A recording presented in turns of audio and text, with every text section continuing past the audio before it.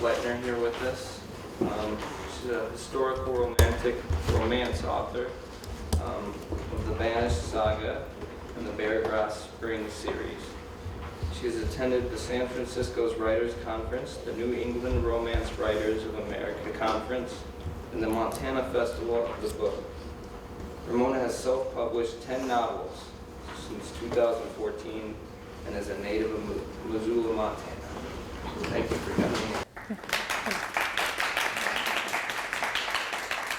First off, I want to thank everyone for coming today. I was hoping for like 5 people, so so it's pretty exciting to see this many people here today.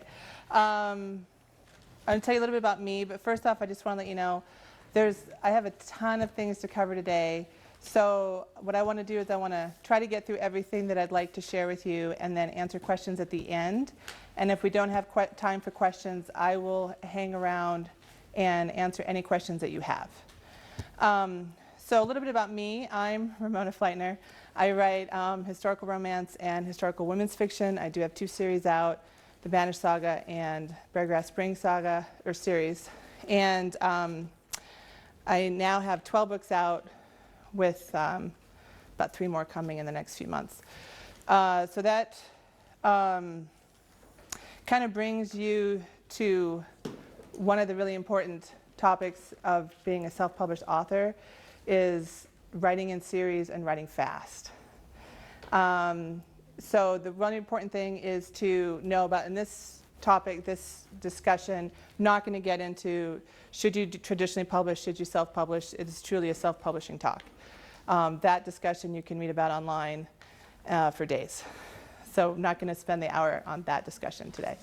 But writing in series is very, very important for self-publishing because you get your readers interested in your series, and then they want to buy the next book, and then the next book, and then the next book, and that keeps going. What's very important, though, is that you know the norms of your genre and follow them. I didn't do that in my first series, and I've paid the price forevermore because my first book had a cliffhanger ending, and romance readers don't like that. So know the norms, and do not believe that, well, for me it'll be different, because it's not, or very rarely ever different. The other thing is, a lot of times people believe that when you write in a series, traditionally it used to be you're limited to a trilogy. Don't limit yourself to a trilogy. A lot of people have success with 20 plus books in a series. Go for it, if you can think of that many things to write about in a series. The other thing is publish as quickly as possible.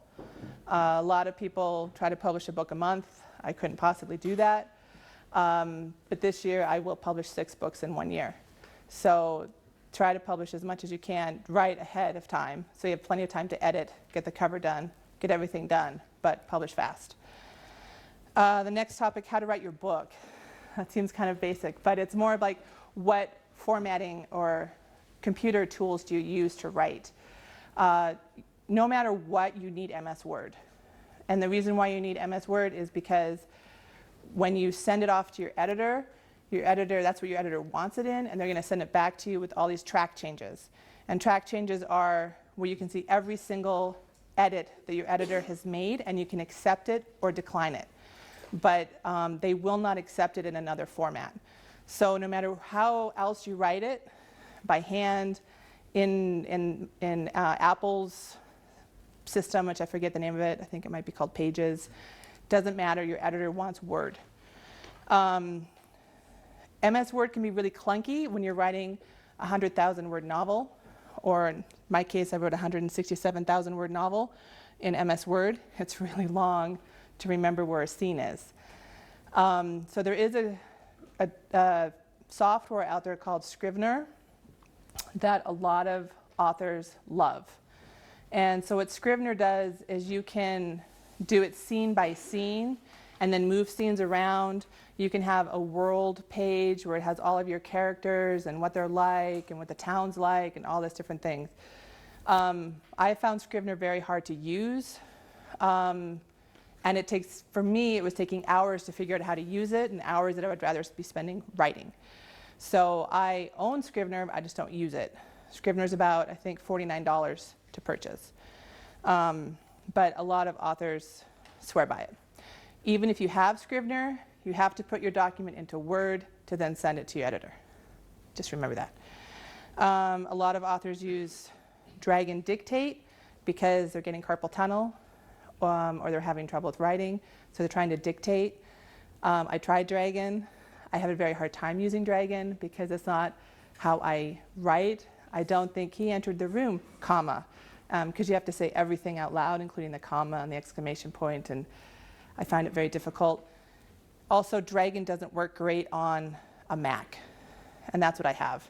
It works really well on a PC. But again, a lot of authors love Dragon.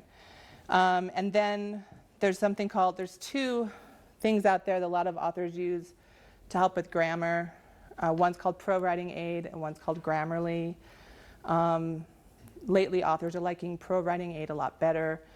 It's where you put either a paragraph or your entire document into the system and it'll come up and say, you've used this word that you think is really rare, like mendacity.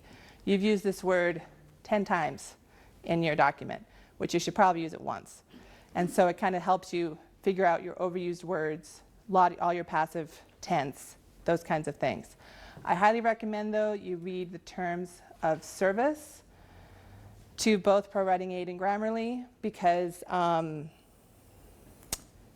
sometimes buried in terms of service is that anything you upload, then Grammarly has the right to use.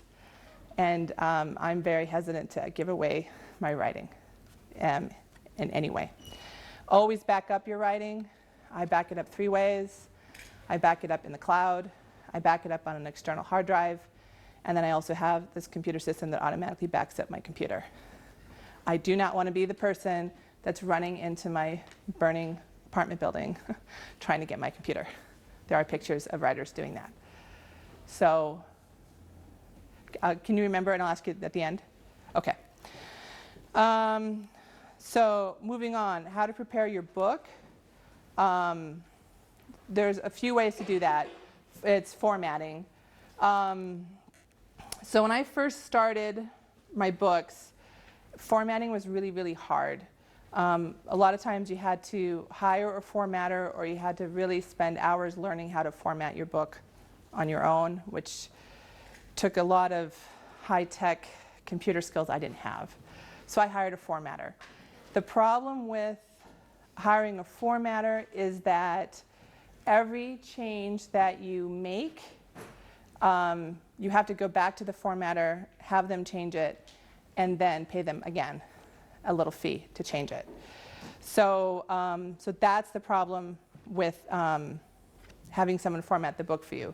It also can get very costly. I mean, that's the big thing. There are free formatting programs out there. I gave you one that is very commonly used called Calibri. I've honestly never used Calibri, but that's one that other authors talk about and really like. The one that I absolutely love, I don't know how I would live without it, it's called Vellum. Vellum is Mac only, and you use a Word document. You just basically cut and paste, drag and drop it right into Vellum, and it puts it right into a book format and chapter format.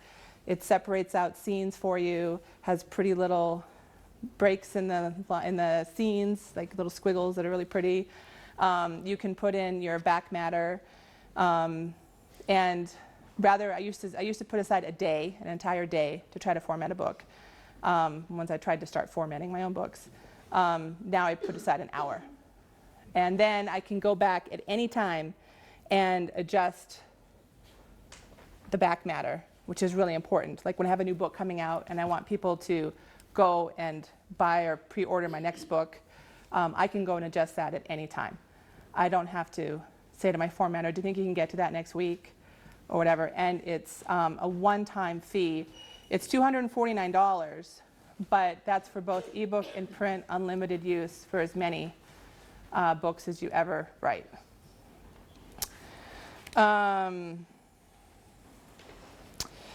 So I talked a little bit about front and back matter.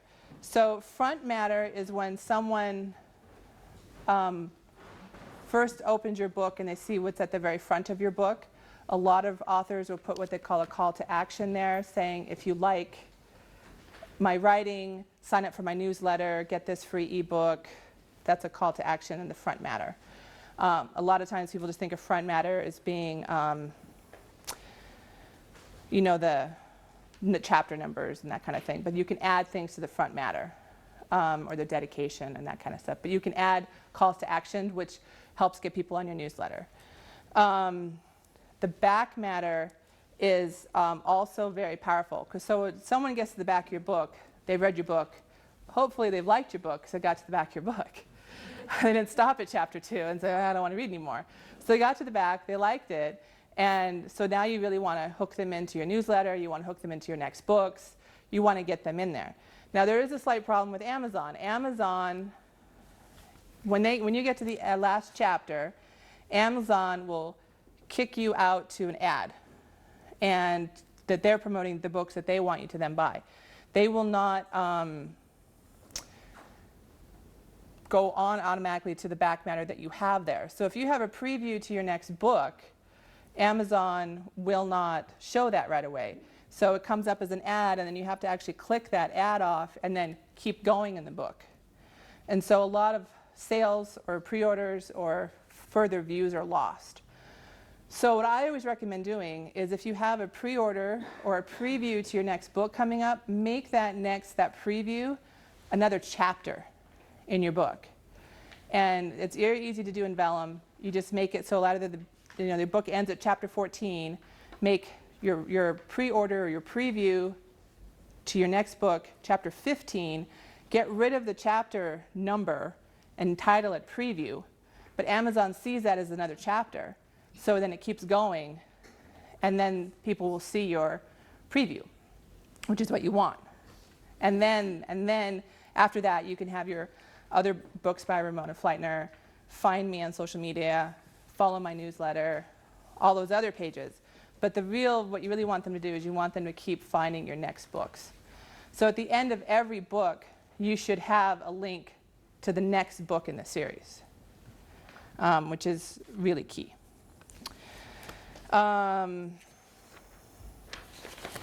So for the covers, I can't even recommend this highly enough. Get a professional cover done. It will really sell your book. I have 8 of mine up here just to show you what they look like. The first 4 are the first series, the Banished series, and then the other 4 are my Beargrass Spring series. I wanted to show you both series to give you an idea that branding is different depending on the series. So the first series, in the first 4 books, she's kind of a faceless woman. Later on, there are faces on the women, but a woman with some kind of travel, and there's the word love in every single title. And in the second series, it's a couple. The word Montana is in every single title, and there's something to do with mountains and the outside. But when people see those covers, they think, oh, that's probably Ramona's book. And so branding is very important. I did switch cover artists after book 3, but there was a pretty seamless transition. You can always go back and change your covers. It's very, very common to change and relaunch with new covers. If I were to do it again, I think I'd probably redo Banished. Banished is pretty dark compared to all the other covers, but at this point, probably not going to at the moment. But anyway, that just kind of gives you an idea. Branding is very important. You can buy pre-made covers. There's lots of sites for pre-made. I don't think I put down any links for you guys on that. The really, really important thing, though, is use a reputable cover artist that uses royalty-free images. You do not want to have someone contact you and say, that was a copyrighted image, and now you owe me royalty for every sale. That is a nightmare, and it has happened to authors. So you don't want that. Also, I highly recommend not going to Fiverr. That's very common. People go to Fiverr a lot for everything. I have gone to Fiverr one time. That was to get a map made that I had specifically created. But that was my own creation that I needed someone to make for me because I didn't know how to do it. But people go to Fiverr for editing. People go to Fiverr for covers. Going to Fiverr for covers is very tricky because a lot of times they are using copyrighted images. And then, you're in trouble. So for editing, again, I really recommend you hire a professional editor. Generally, what happens is you write your book. You've read it more times than you can stomach. Then you hand it off to what you call a beta editor, a trusted friend, colleague, who will then read it and be very honest and give you feedback. And then from there, you make changes and it goes to your editor. Generally from there, there's two edits. One's a developmental edit, and then you do all your changes again, read it again, and then you do the copy edit. And then once the copy edit is done, that means all the commas in the right place, semicolons are right, all the things that semicolons are my downfall, then you're done. And then it's ready to be uploaded. I highly recommend you don't skip those steps. A lot of people do, but I just feel like that makes it much more of a finished product. But hiring an editor can also be somewhat dicey. So I highly recommend when you get your editor, first time before you have a relationship with your editor, send them a chapter, send them the first 5 pages, see how you like their edit, if you don't like how they edit it, because sometimes they just want to rewrite it the way they think it should be written, which isn't editing, because they're trying to change your voice. And then, so you're like, okay, I don't work well with you, and then find another editor. Or the other thing that's really important is have a contract so that you know that the edit's supposed to come back by a certain date. You might want to pay half beforehand, half when it comes back, so that you have some leeway, because if you pay all in the beginning, then you have nothing to stand on. It's a lot harder to get your money back. And also a lot harder to get them to do anything if you've already paid it all. So, your relationship with your editor, everyone's different. So moving on to before you publish, it's really important if you're going to decide if you're going to have an LLC or a DBA. An LLC is, I think, a limited liability corporation, and then a DBA is a doing business as. So doing business as is really quite easy to get. It's been recommended on various author sites and blogs and groups that I belong to that you don't get an LLC until you're earning about $75,000 to $100,000 a year with your writing, because it's not worth the money. So a lot of authors that I know, including myself, have a DBA. You can pick a name for your publishing company, or you can use your own name. You can say, Ramona Fleitner Publishing. I didn't do that. I like to fly fish, so I went to Bob Ward's and looked at the dry flies and picked a fly that I liked. And so my fly fishing name, or probably my publishing name, is Grizzly Damsel Publishing. And so then you find your name and you register that with the state, and which is, you just find that online. I don't know if I put the address for you. Once you register with the state, I highly recommend that you get an EIN, so that is what your taxes are under, not your Social Security number, because that can get really tricky. So once you have your DBA and the letter from the state about your DBA, and you also have your EIN, then you can go to the bank and get your publishing bank account. And then when you have all that done, then you can go and set up your accounts on the different vendors. So it gets a little time consuming, but it's well worth it in the end. So now you have your book, you have your cover, you have your bank account, and now you have to figure out where am I going to publish it. So that's another big discussion that I'm not going to get into some of the more controversial topics. The big controversial topic is, do you go wide, which means you go to Amazon, Kobo, iBooks, Nook, Google Play, everywhere else. Those are the big 5. Or do I just publish on Amazon? Because Amazon has this program called Amazon Select, or KDP Select. So that, again, is a huge topic that could take the entire hour. I'm not going to go on wide versus select.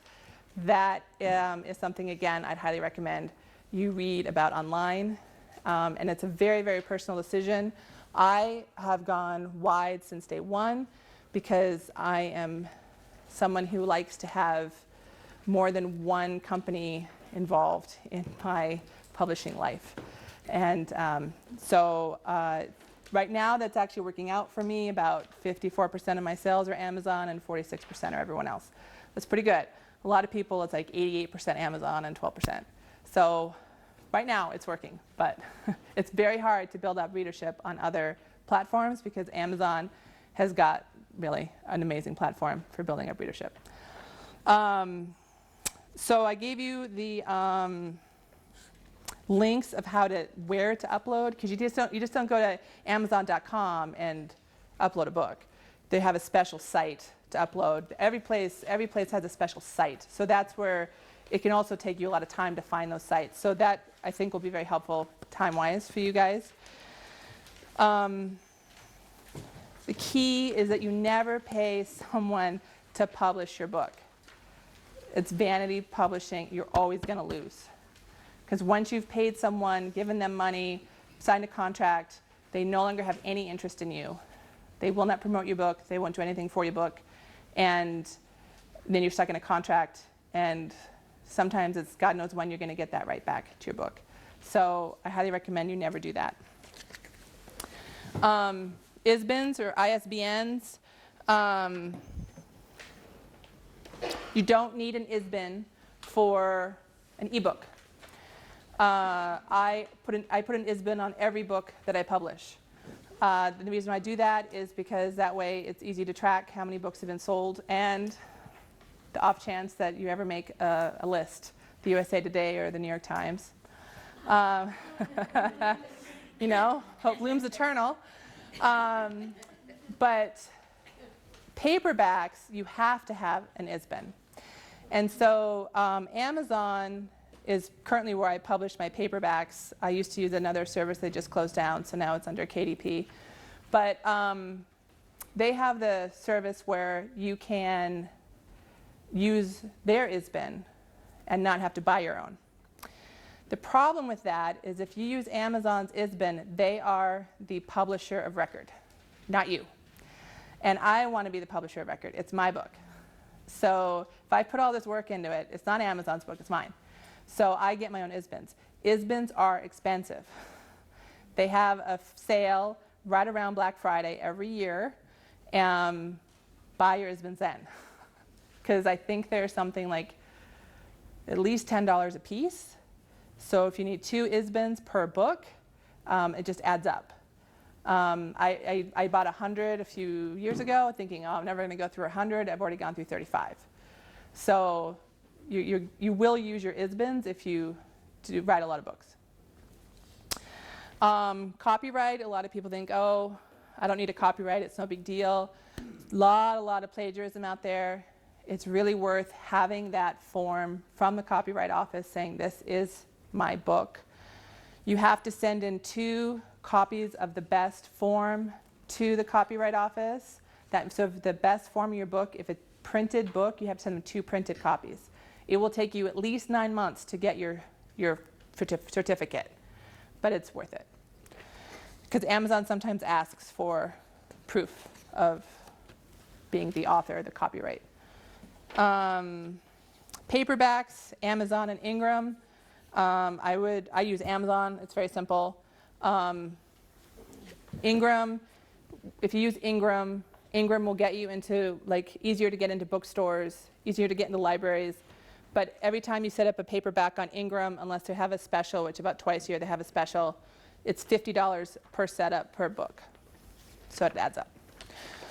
Audiobooks, not worth the investment unless you have a high-selling book, which means at least over 1,000 copies of your book have sold.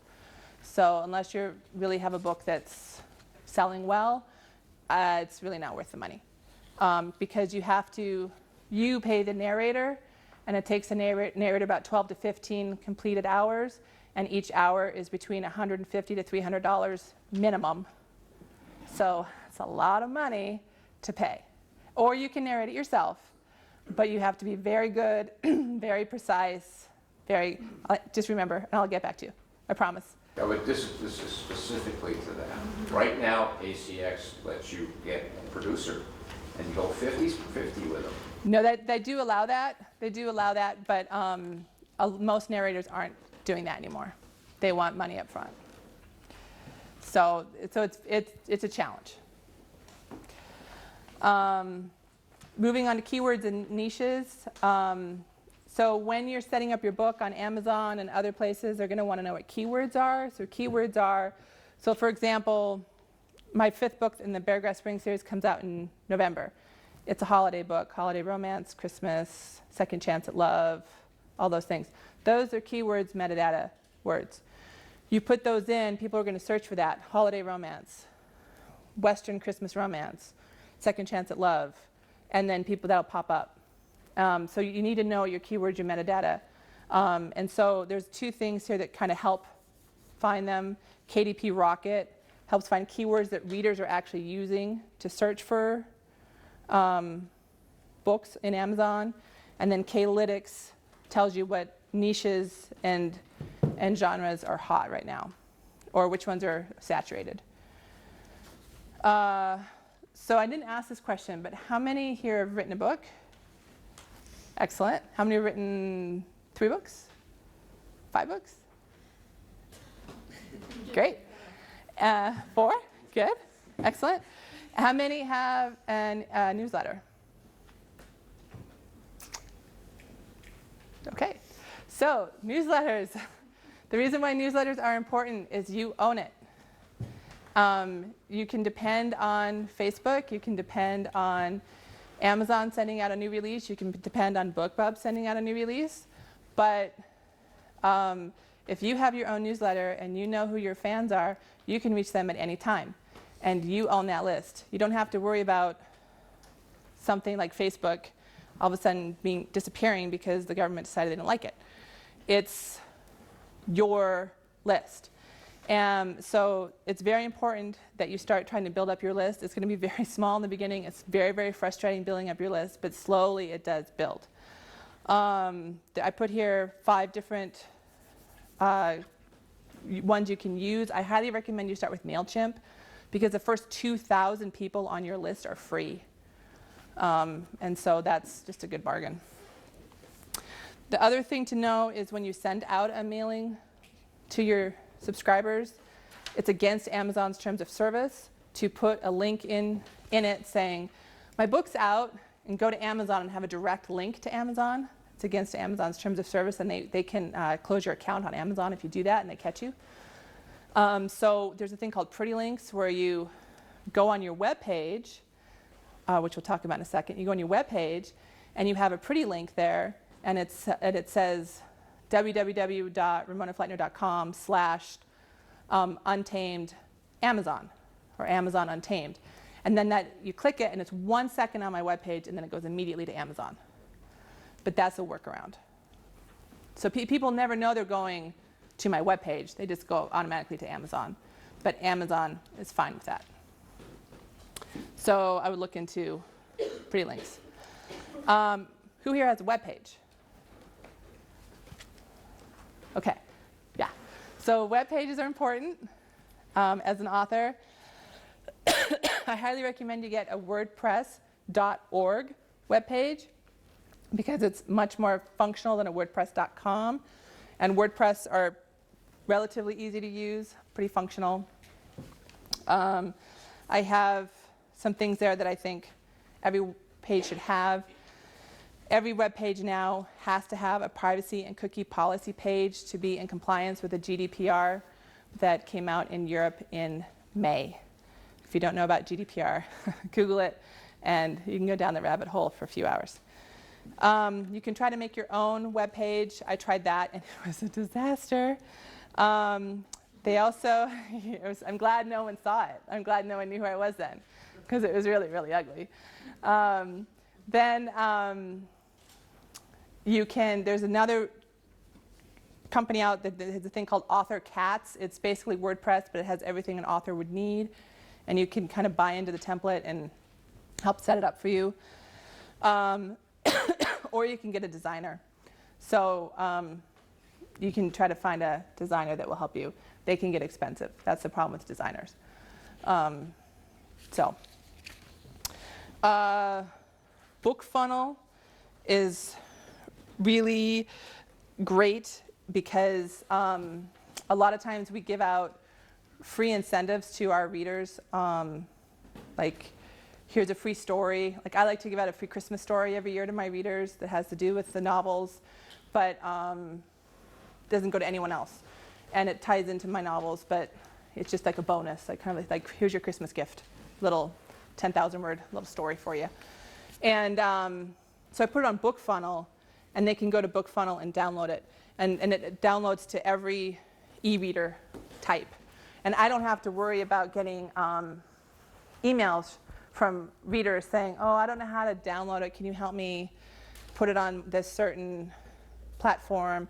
Because if they have tech trouble, they go to BookFunnel for the tech stuff, which has been just a huge help. So I highly like BookFunnel. There's always trouble with piracy. I mentioned piracy before. And there's this company called Blasty. And Blasty really helps with piracy, if that's a concern. I have found it to be a big issue. So moving on to more of the marketing stuff, social media and marketing. Facebook is a big one, where you're going to find a lot of fantastic information every day. People in the indie community really support each other and do lots of sharing. And they'll say, I tried this, it didn't work. I tried this, it was great, that kind of stuff. So a few of the groups that I recommend are 20 Books to 50K, the Author Support Network. The key thing about the Author Support Network is you're only allowed to join if you are a published author. They don't want people, it's a very closed group. There's another group called Guerrilla Publishing, and then Writers Helping Writers. And then there's probably 3,000 at least other groups, depending on if you write romance, if you write thriller, if you write crime, if you write horror, if you whatever. So I didn't put any of that specific stuff down. It's just kind of, you can Google it and find it or search it in Facebook. The other thing about Facebook is you can do Facebook ads. Once you have an author account on Facebook, Facebook won't let you do ads just from your personal account. You have to have an author account on Facebook. And that can be very successful if you're good at the image and copywriting. It can be a really great way to lose a lot of money. So I highly recommend that you look at free tools online about Facebook ads before you dive into it. Instagram, it's potentially a great way to interact with your fans, especially if you write young adult and new adult. They're very, very active on Instagram. There's tons of hashtags you can follow. You can have up to 30 hashtags per post. If you're going to really try to get into Instagram, I recommend that you create a hashtag that's yours so that your fans know to follow that. So like I might have hashtag Beargrass Springs or hashtag Banish Saga. And so I'd always include that in all of my posts so that my fans that follow me would get that in their feed. But it can be hard to crack into Instagram, but once you do, I've heard there's great success. Then there's BookBub. BookBub for marketing, it's kind of like Mecca. BookBub is this newsletter that goes out once a day, and if you get a featured deal, a featured ad, a book on their newsletter, if your book is free on BookBub, you can be guaranteed between 20 and 40,000 downloads, which then their voracious readers on BookBub, and then that can turn into, sometimes, if your series is long enough, it can turn into 6,000 to 10,000 sales. So I highly recommend you do not try to get a BookBub deal until you have 4 books in your series, because you want to have the first book free, and then they can read through book 4 at least. Because that's where you make your money, is the sell-through.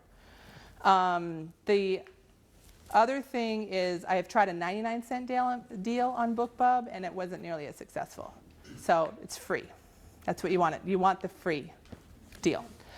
And a lot of people are like, ooh, it's kind of expensive. It costs $280 or $450 to get a BookBub. You're going to make that back in 6 hours probably, maybe 10. But day one, you will make that money back. It's extraordinary. It's life-changing when you get a BookBub. The other thing to do with BookBub also has BookBub ads now at the bottom of the newsletters. I have not done BookBub ads yet. I've heard that's also a great way to burn through a lot of money, but I've also heard people have a lot of success. The other thing you want to do is promote your newsletter subscribers and everyone else to follow you on BookBub, because once you get 1,000 followers on BookBub, they will start promoting your new releases, and then they send out, so they'll promote your pre-orders, which is really nice, and then they'll promote your new releases, which is great. So it's like free promotion for you once you get so many followers on BookBub. There's also Amazon, of course, has their ads, AMS ads, and they were working really well. And then Amazon changed everything like it always does. So it used to be the recommended minimum cost per click. So someone clicks on your ad and it costs you 12 cents to click on the ad, and then they look at your ad and then they say, oh, I like your book, and so I'm down your book, da da da. So it used to be the recommended minimum was 25 cents. And you can set the minimum whatever you want, but so you try to keep it somewhere near the minimum. So if it was 25 cents, I might set it at 20. Not too, it's a little high for cost per click, but not terrible. Amazon has changed things up, and now the minimum cost per click that they're recommending is 75 cents. That's a lot of money, cost per click. And so a lot of people are going with the default 75 cents. So if you're still down at 20 cents, your ad's not getting seen. So it's, there's a lot of us out there just waiting for it to kind of shake out and see what happens in the next few months with Amazon ads. I gave you a list of other places to market. eReader News Today, generally great return on investment, can be very hard to get an ad. Fussy Librarian, again, generally great review on investment. They also have a really great newsletter for authors to follow to get ideas among the writing world. And then eBook Soda is this kind of obscure one I thought I'd throw in for you guys if you really wanted to try to get readers in England, so which can be nice. So that's a good spot. The other thing is there's tons of generic links and places, genre ones to look for. I again didn't want to make this genre specific, so there's other ones you can look for. For ads and all those things, you want to make pretty graphics. So one of the places you can go to that's free that I've used, I'm not very good, I'm not techie, so it takes me much longer than I'm sure it would take any of you guys. One of them is Canva. Canva is very good. They have a free program, this is what I have used. They also have a paid one that I hear is even better. Then if you really want to get really technical and really good and potentially make your own covers, you can get Photoshop. Photoshop is somewhat expensive, but I've heard it's great, bit of a learning curve. Again, royalty-free photos, that's what you want. Do not use anything but royalty-free photos on your blog, on your covers, on your ads. Just don't do it, it's not worth it. Never go to Google and say, oh, that's a pretty image and I want to use that. It's gonna have copyright, don't use it. So I gave you a list there of the sites that you can use. I tend to use Deposit Photo. Deposit Photo has frequent ads where you can get 100 images for $100. So, $1 an image, not bad. And then I'm giving you a list here of influencers to follow, to consider following. I really like Mark Dawson. He's got a great a couple courses out there called Ads for Authors and Self-Publishing 101. He still writes a lot of books. He's a thriller writer. And he does really great weekly podcasts on all kinds of things. And those are totally free. And he has lots of free things online too that you can find even if you don't join any of his courses. Nick Stevenson, he has a program called Your First 10,000 Readers. It's getting your first 10,000 readers onto your mailing list. He has lots of free content too, again, if you don't want to pay to use that program. And then Joanna Penn, she's a thriller author, and she, again, has another really great podcast that talks about self-publishing trends, successes, and challenges. And she also has really excellent books on self-publishing. Brian Meeks, he has a book called Mastering Amazon Ads. I don't know if he'll be updating it with a new cost per click thing, but he is a very frequent participant in the 20 books to 50K. And so like you could even just say, hey, Brian Meeks, I have this question, and he'll respond. So he's very, very active. And once you buy his book, I think it's like $9.99, then you get a code that lets you join his private Facebook group too. Then there's Brian Cohen. I took his course last January, I guess, for copywriting, because I'm a pretty bad copywriter. And it really helped. So he's very good at copywriting, and he also has a podcast called Sell More Books. Jane Friedman, I get her email every couple days. She does lots of publishing insights, both in traditional and self-publishing. Then there's David Gaughran. He really keeps an eye on the publishing world, tries to keep Amazon honest. And he has a really great blog and 2 books that I thought were fantastic. Let's Get Digital and From Strangers to Superfans. Derek Murphy, he's the one who has the Guerrilla Publishing Facebook group, and he also has a webpage called Creative Indie. I think you could probably spend a day or 2 on his webpage reading a lot of his articles. He's has a lot of new ways to think about getting fans, interacting with fans, selling books. So it's very interesting. And then there's Joel Friedlander. He does a monthly blog where people send in their covers and say, Joel, rate my covers, look at my covers. So when you're first starting out, I think it's fantastic to look at them, because then you can see, well, this is why this worked, this is why this didn't work, or I really liked that, but he didn't, and why, and you kind of get a better eye at looking at covers. And then he also has all kinds of other things that you could purchase if you wanted to, or information. I used to use one of his templates for formatting my book, but now that I have Vellum, I just use Vellum. And then there's the etc. Microsoft Excel, because I every day check out book sales, see how they're doing, and keep a running report. Then there's Book Report, which will see how well your sales are doing, but only on Amazon. So if you decide to go into KDP Select, and so you're only selling on Amazon, it can be very helpful, because a lot of times that can be the Amazon page can be very clunky and hard to figure out how your sales are. But when you're on more than one site, I haven't found it to be useful. It's free until you start making more than $1,000 a month in your writing. Once you make over $1,000, then you have to start paying. Google Docs, great if you want to share documents with people. Same with Dropbox. So that was a very quick overview of a lot of things that I use. I know there's more. So anyway.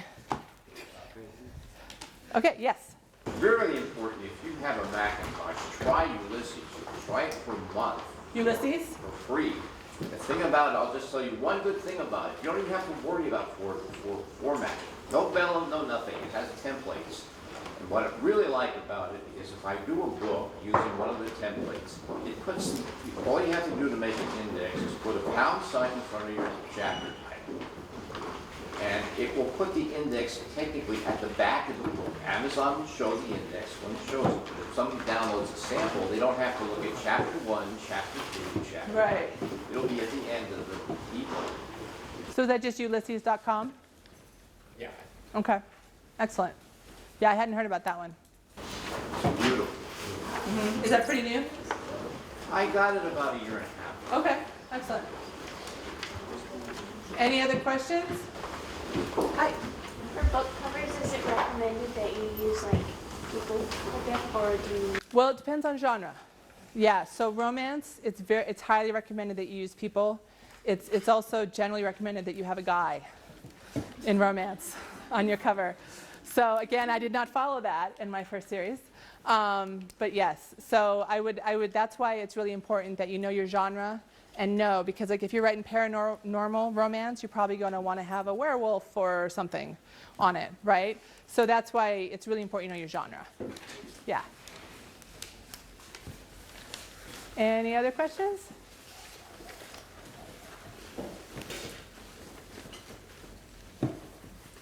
No? Okay, well thank you all so much for coming. Thank you.